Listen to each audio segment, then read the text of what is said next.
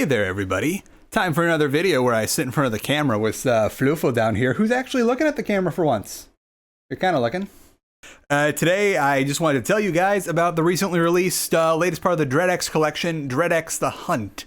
I believe it's the fourth in the series now. I can't believe they've already cranked out 4. And this one is overall directed by Dusk Dev, David... Crap, I should have written down David S. I'm terribly sorry. I think it's Szymanski. I probably butchered that, but you know who I'm talking about. The other, video game beard aficionado. So let's see what I wrote down here while Frisk has a little drinky of water off camera. DreadX The Hunt was made by a bunch of different devs, as the DreadX collection is. It's usually a bunch of small, bite-sized games that are each made by one individual indie dev. This time around, there were only 7. They all have a shared narrative, sorta, and also the launcher isn't just a launcher, but it's like an overworld where you start the games and stuff, which is pretty cool because there's now a connecting story between all of them outside of shared themes in the games. And on top of that, if you're not into that, you can just play them standalone. It lets you just play the games instead of having to do the little thing where each game is set up as a file for something called the Cognito virus, and you got to play it to figure out how you defeat this thing. There's been a lot of stuff on my 2 playlists for both making videos and for my personal amusement, and oh lordy, it's I'm never gonna get to all of these. I'd love to get to all of these, but ironically, I don't have enough time to play video games because I'm too busy playing video games.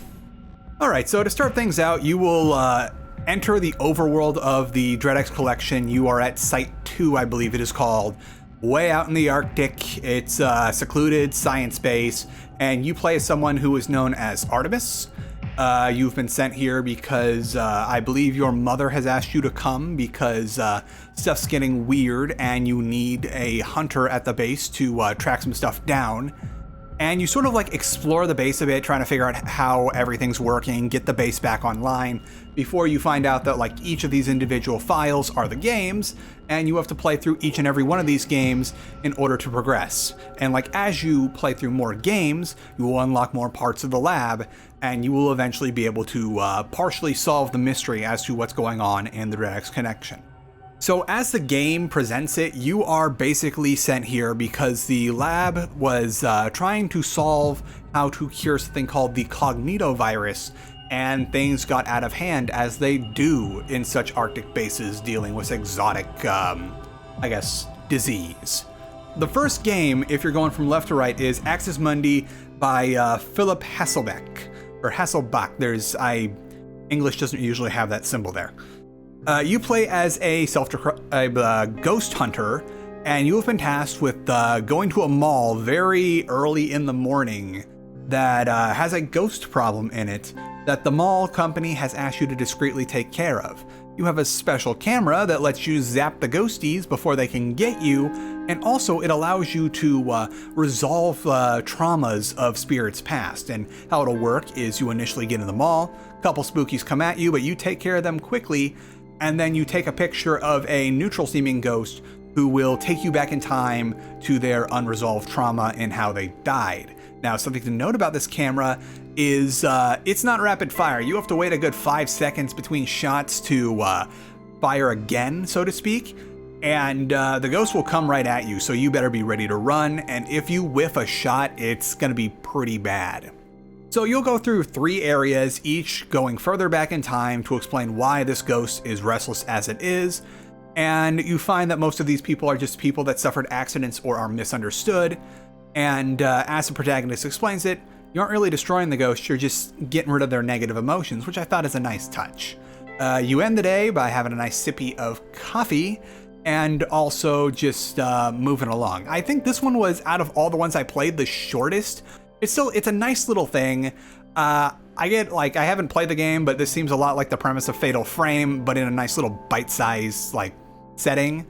And it's a nice little, it has a few spookies in it, but I'd say this is, one of the comfier games of the DreadX collection for The Hunt. Cat, please get off the desk.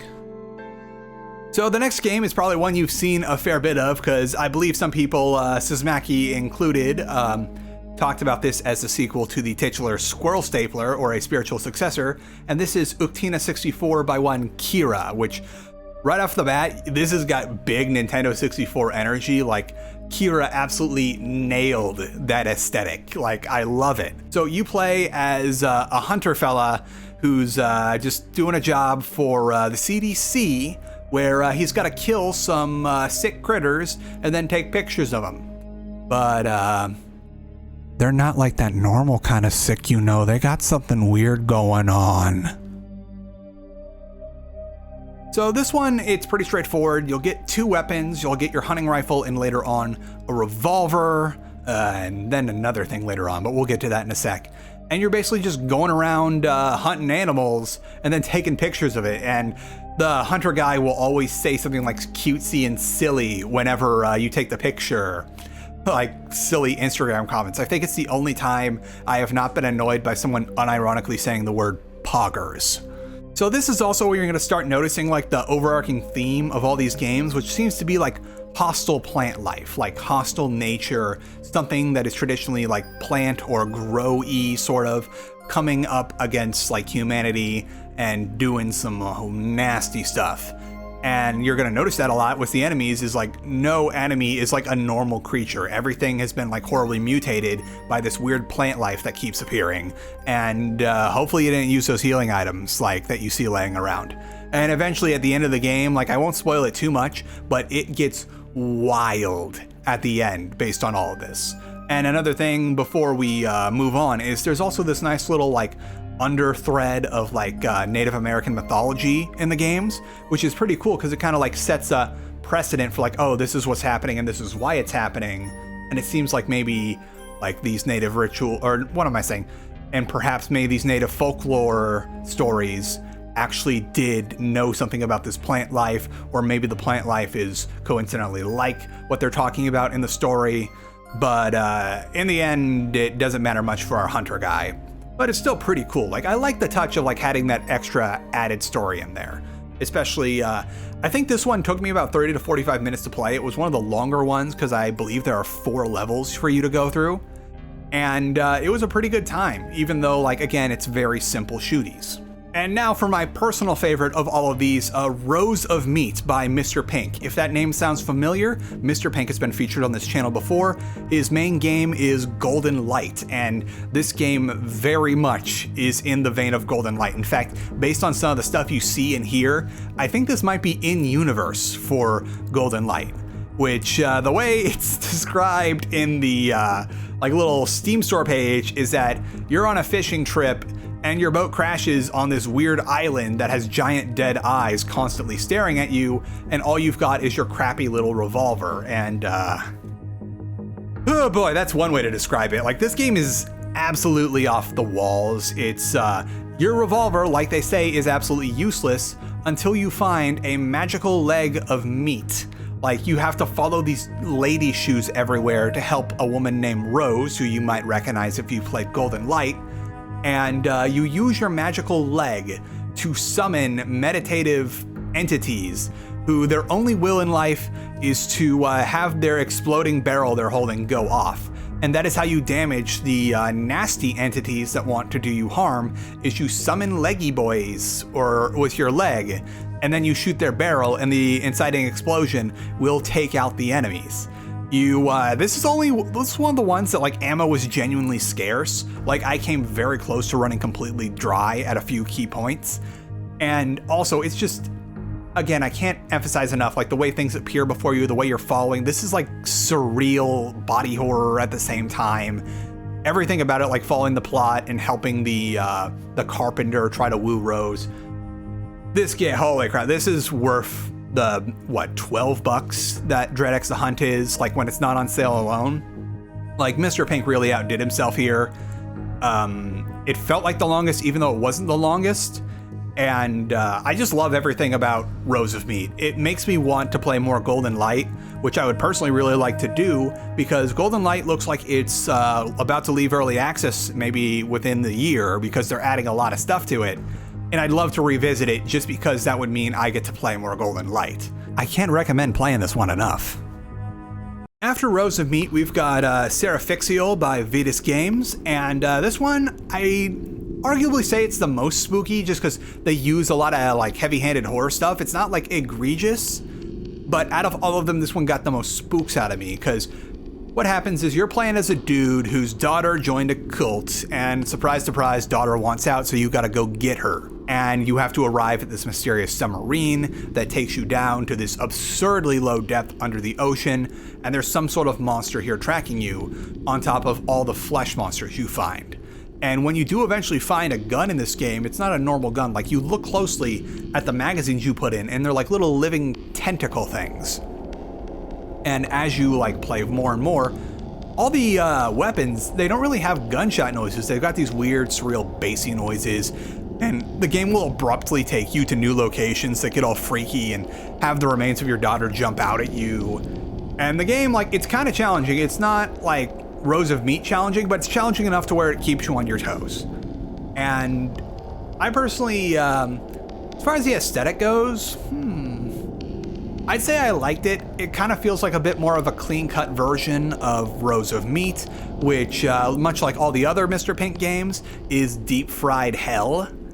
And the game, it's pretty long. Like, you go through quite a few areas. There are a couple boss fights in the game. It's not the longest, like, only one of these games breaks an hour, but this one definitely you're engaged for a considerable period of time. So something I did at about this point after beating Seraphixial is you have to remember that after you complete the games, you have to go and use the code you get at the end of the game after beating it to go into the lab and collect a sample. And the first few samples are going to be where you expect them to be, but later on, the game is going to make you like go retrieve them because people realize that the other members of the lab are not to be trusted and they will hide them somewhere or lock them up. And it'll it's like a first-person adventure type deal where you got to find the thing, to open the thing, to use the thing, to get the thing. And it's a nice little distraction, like a nice palate cleanser between games. Like, Artemis does have a rifle, but it's only useful in like 2 parts of the overworld. So there's not going to be a lot of like super shooties at the base, like the lab, but there will be some adventuring, some thinking to where, okay, how do I open this area? What do I do? Where do I go? And then you're going to also get little bits of the overarching plot.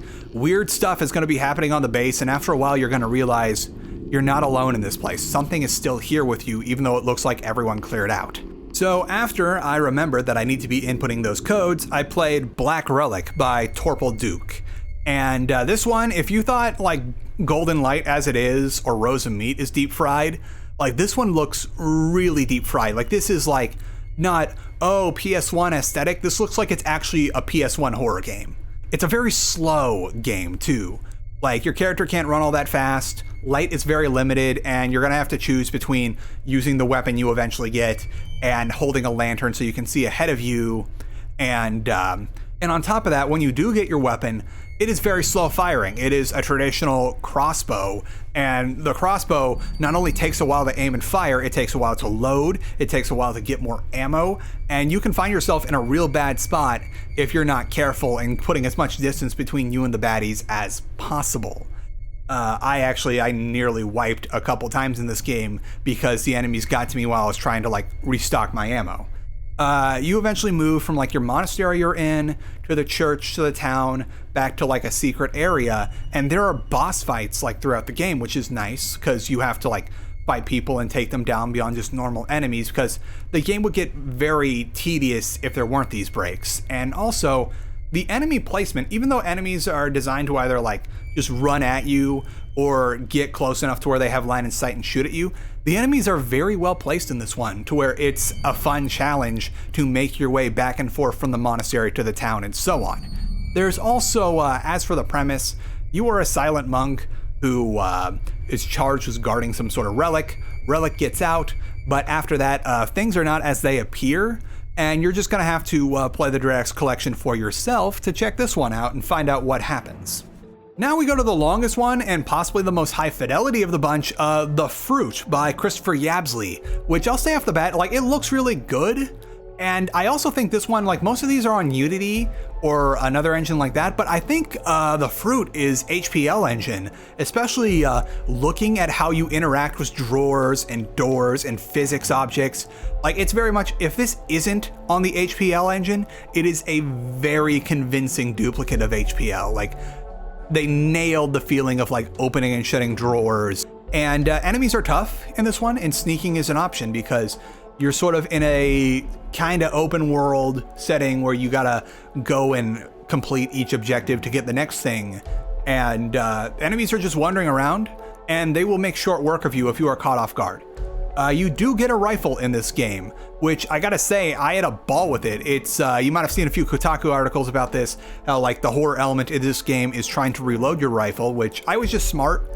And after I fired the rifle, I didn't use the rifle anymore. Because reloading is a good way to get dead in this game, because what you've got here is a trapdoor rifle, which I decided to nerd out and like do a bunch of research on this, and it fits with the time period. The fruit takes place in the late 19th century, and when you go to the church in the inciting incident of this game to figure out what's going on in town, the nun who seems to be running things here is like, oh yeah, take this rifle. And it's this old trapdoor, which by the looks of it, I can't quite tell, but it could be like one of the trapdoor conversion muskets from 1865. It could be like the Springfield trapdoors that were briefly made for the end of the Civil War. And also it's cool because that's period correct, because like that's probably the kind of surplus that would be lying around that like someone at a church would say, oh yeah, take this, it's dangerous outside, and not be too upset about not having the rifle. It shoots pretty well. It's realistic enough to where like when you're holding it up and you try to move around, you'll lose your sight picture. If you don't properly lead your shots, you will be SOL. And also the other people have them and they hit like a truck. So in that case, because like if you whiff your shot or you see more than 2 or 3 guys, it's very much a viable option to sneak, which again makes me think more big HPL energy. This almost feels like maybe like a Penumbra game with like your first person antics. And on top of your rifle and a little hatchet you get to try to defend yourself if you accidentally whiff your shot, you will learn runes. Because whatever this fruit is, whenever you are actively eating it, you get all sorts of knowledge. And people use this knowledge to write down like words of power that you can use to unlock sealed doors. You'll eventually use it to like fight demons. But whatever these runes, like wherever they came from eating this fruit, it's causing some side effects as the whole town has gone crazy and things have gotten bad. And eventually you'll find out, like, you know what? No, I'm not going to say what's at the end because this one has multiple endings and they did a really good job with it. So I could say this is another one, like between this and Rows of Meat, Dread X the Hunt, definitely worth your buy, just saying in advance. And everyone here did a really good job, especially with MrPink and Mr. Yabsley. So I'm not going to talk about the end here, but it is pretty cool, and I do enjoy how there are multiple ways you can end the game. I think this is the only one with multiple endings, but I could be wrong here because like I each gave these one playthrough, and the fruit was the only one where it seemed apparent that, oh yeah, they've got multiple endings here. All right, so going left to right, the final game you will play is The House of Unrest by Dan McGrath. This one was the one that you saw a lot of in the previews where the guy's got a gun in one hand and a cross in the other, which I thought it was going to be like big Faith vibes. Not necessarily the case. If anything, it feels more like a very abbreviated Resident Evil. You arrive at this old mansion where something has gone very wrong, and after you do your exorcism, all hell quite literally breaks loose, and you need to use your magic Jesus laser to take out all the Satan creep around the place. And these sort of entities, I wouldn't call them zombies, but maybe more along the lines of like creations, sort of. I don't know. They just run at you and you shoot them dead. And it's going to be a like balance between making sure all the like creepy stuff is cleared so you don't get boo-boos on it, and fighting the zombies. Additionally, very much in that Resident Evil vibe, you are going around this big old mansion, finding various pieces and clues you need to advance. Oh boy, the dog's barking. So again, we're seeing a lot of that like adventure horror style thing where like you get the thing to do the thing to progress. There's a lot of areas that will be locked off, that you will need to like fight your way through all the creepy things to find the tool to get the next item. And eventually when you collect everything, you perform a ritual to try and capture the demon, and you go straight to hell. And here's where we learn that everyone goes down to dual AK-47s. And the boss fight, like, this game isn't too challenging, and I almost did a no damage run of it, but in the end, the boss fight got me a couple times. But, I kind of had it coming. I was getting sloppy. And once you do that, roll credits, and that's it. You have all the games, and in theory collected all the samples. I will admit that I played this very close to release, and there was a bug where after completing one of the games, you will not get the one of the clues you need to progress. But they're cool about it on the Steam forums, and the devs and QA people just gave you all the code so you can progress the game, and the game won't punish you for trying to cheat and like enter in all the codes, at least as I played it. So you can still continue to progress, and you'll get all the codes, you'll have everything set up, but of course right at the end, it turns out someone has broke the sample transfer device, and that will lead to the final confrontation of the game. Once you get it all in, you get the cool gun, and to be continued. I did not realize that the DreadX collection games have a plot. I know there's 3 before. I don't know if all of them have this plot or if this is a relatively recent thing. I think the last collection had a plot too. There's that theme I talked about earlier about how it seems that hostile plant life and sort of like infestation seems to be the overarching theme of all these games. Like it's even present in Axis Mundi for a bit, which is more about ghosts. But once you get to the end of it, there's very much we've got more work to do. I don't know if the next DreadX collection is going to be a shooting game, but they're very much setting it up to where like you're going from like you've hunted for this thing, and now you have to like go track down the next thing. I don't know. It's like I'm trying not to be super spoilery here because all these games are really short. But it's more, these games are more like the journey is what you're coming here for. Like the story is a nice add-in and all the themes connect together. And this game, again, it's $12, $10 right now, last I checked. And I think it took me 7 hours to get through all of these, maybe a little more. And it's worth it. It's like, I know it's not the $1 1 hour thing, but they're definitely a nice distraction, something you could get through on a weekend and just have yourself a real nice time with. I would definitely recommend picking this up because it also supports a bunch of indie devs.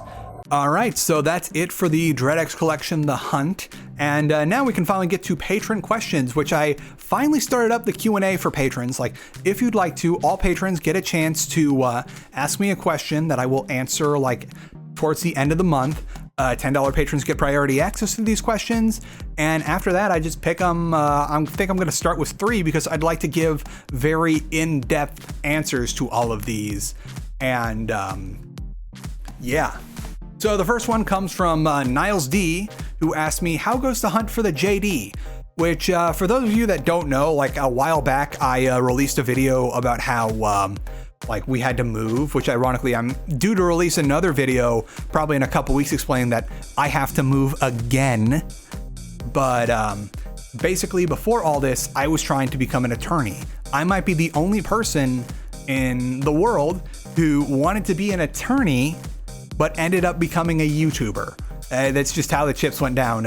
I was able to get my 2-year degree to be a paralegal, but I am not an actively practicing paralegal. I'd like to continue my what's called my MCLE, mandatory continuing legal education, just to like be educated and continue to be educated in my field.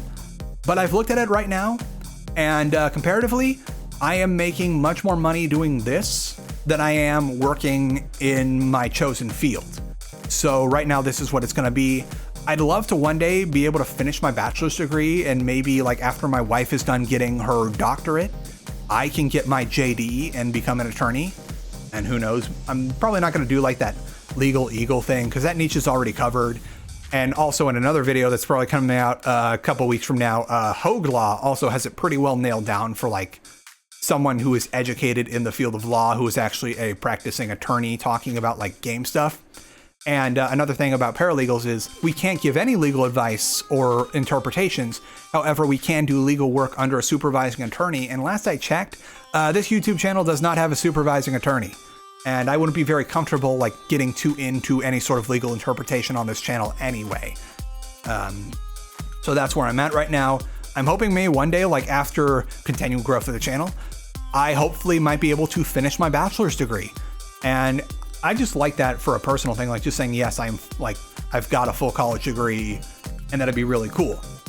And that's a whole nother can of worms, like what went down at my school, which also contributed to me like putting a pause on my education. But that's a whole nother story that like we don't have time for right now, because I want to also give some time to the other Q&As. So next question, Paladus J asks, what's your favorite game series from Japan? And I'd have to say Dragon Quest. I played them a lot as a kid. I haven't played every one of the series, but I was a big fan of like the originals and then the Monster series. I recently picked up, holy crap, it was a year ago, I picked up and played through the most recent one when it came to Switch, and I had a great time with that.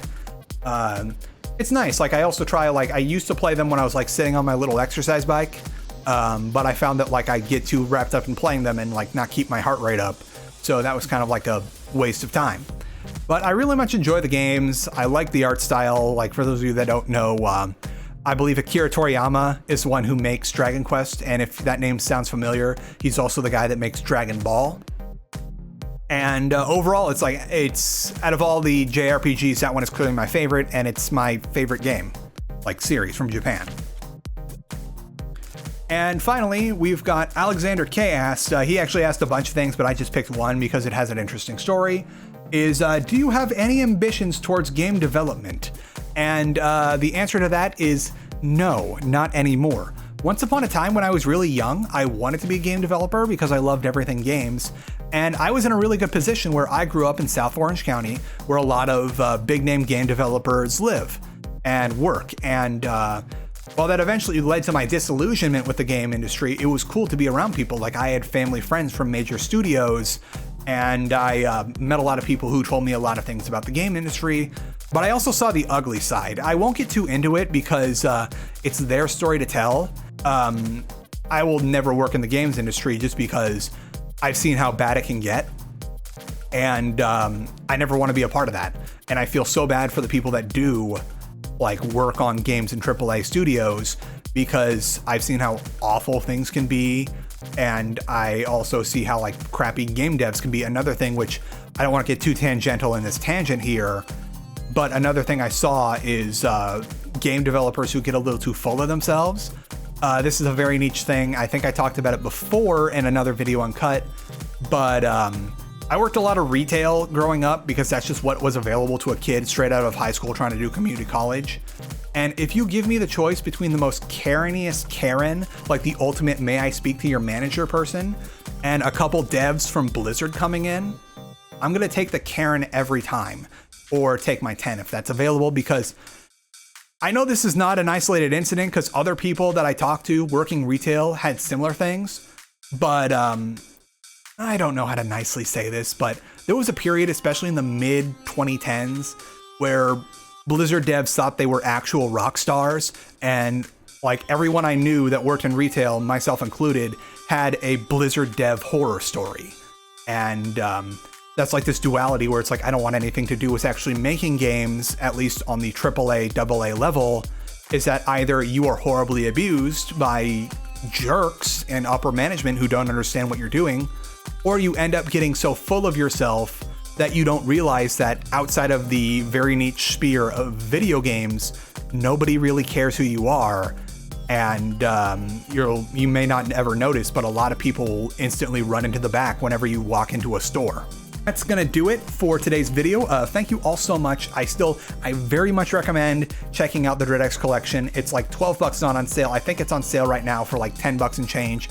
And you can also get the other 3 DreadX collections that exist right now for, I believe, 15 bucks in a package. And that's like, let's say you're out 25 bucks for all of this. That is a lot of game you have picked up, like a lot of fun little games you've picked up for like not even half the price of a full AAA.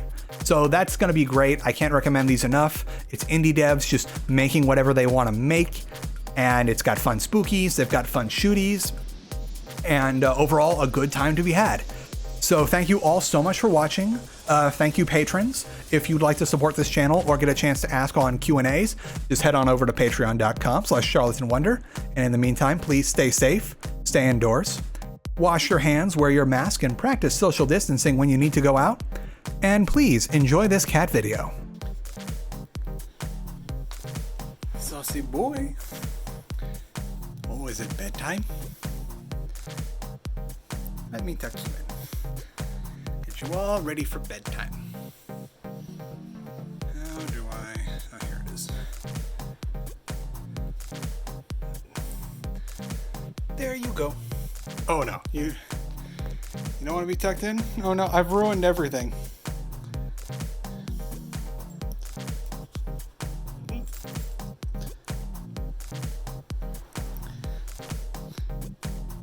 You were napping for a while.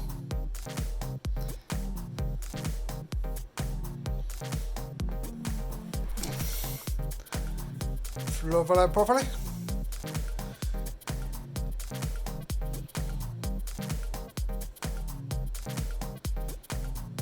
Just looking at me or away from me like, oh, how dare you do that? Violate the sanctity of nap time. Yeah, you're having exactly none of my shenanigans today.